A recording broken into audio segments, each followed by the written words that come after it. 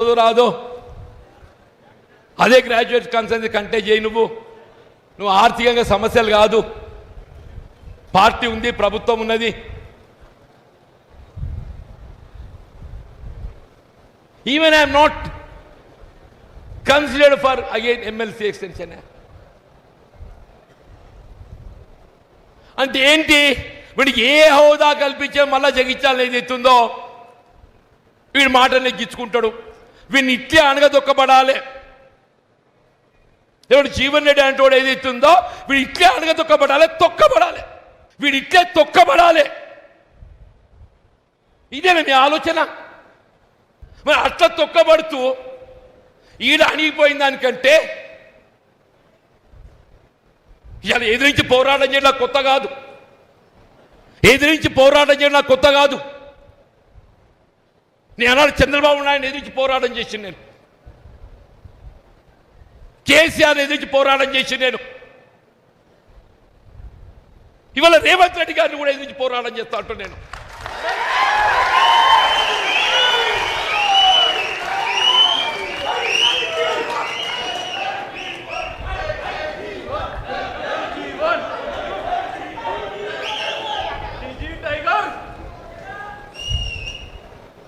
నీతో తొక్కబడు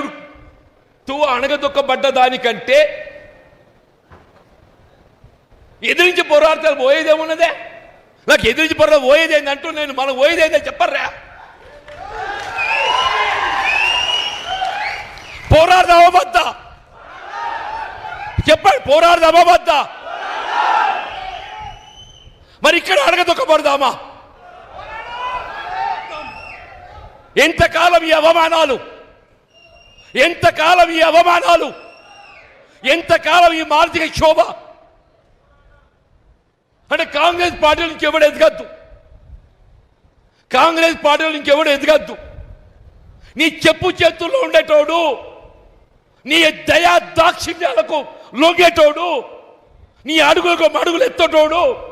వాడు మాత్రమే కాంగ్రెస్ పార్టీలు కొనసాగాలి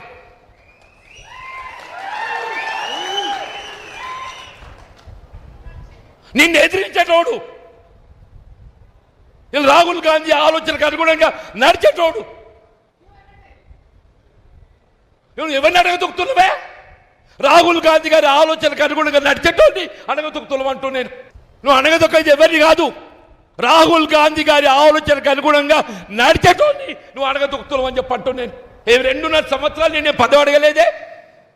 నేను ప్రభుత్వ సలహాదారు అడగలేదు నిన్ను